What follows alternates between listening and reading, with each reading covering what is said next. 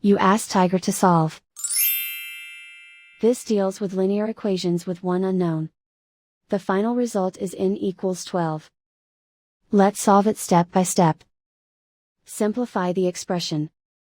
Expand the parentheses. Simplify the arithmetic. Group like terms. Multiply the coefficients.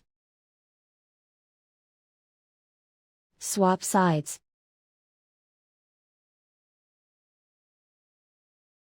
Group all constants on the right side of the equation.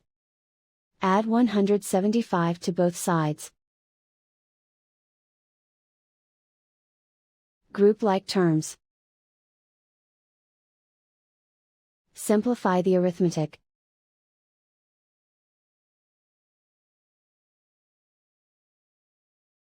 Isolate the p.